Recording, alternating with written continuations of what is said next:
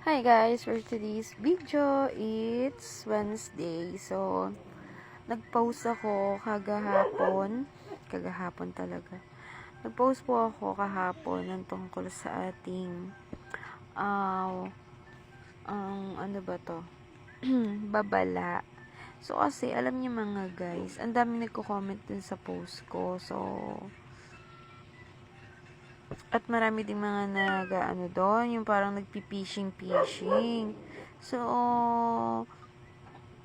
eto lang, paalala ko lang sa inyo ulit, huwag po kayo magtitiwala basta-basta na iskan mo to. Kasi alam nyo, pag in-scan yung QR code na sinasabi natin, ang mangyayari sa inyo, papasok yung pera doon sa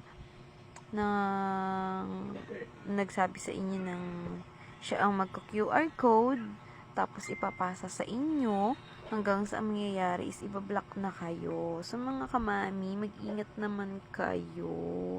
Kasi kayo mismo, yung magka-cash out or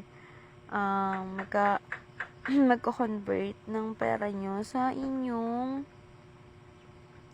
SPay later. So, paalala ko ulit, huwag kayong basta-basta magtitiwala.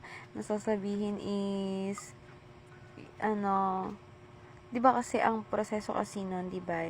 Yung SPay later nyo, may may QR code, may pang-scan nyo sa may gilid.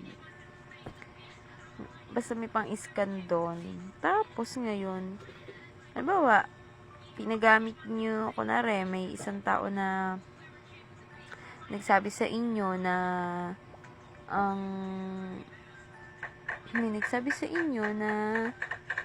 sa my business account ko ipapalabas yung pera. Tapos halimbawa is syempre i-scan mo yung code. So ngayon papasok yung perang yun dun sa my business account niya. Tapos mamaya nun, hindi na ibalik sa inyo. Hindi na, kunwari, sinabihan kayo ng, ipapasa ko sa Paymaya account mo or sa bank account mo. So, mga mami, huwag tayo magtitiwala. Paulit-ulit ko sinasabi. Ito ay pangatlong video ko na sana kung pinanood niyo yung yung part 3 na pinost ko tungkol sa convert ng money sa SPay later. So, ito, pangatlong ulit ko na rin ulit.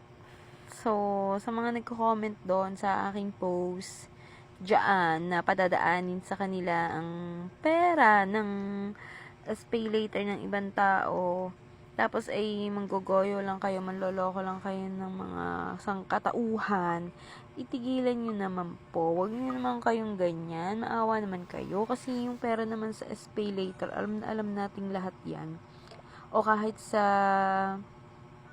mga papayin sa Gcash. Ay, sa Lazada. O kahit yun sa last pay later, sa meron din kasi yun. Mga kamami,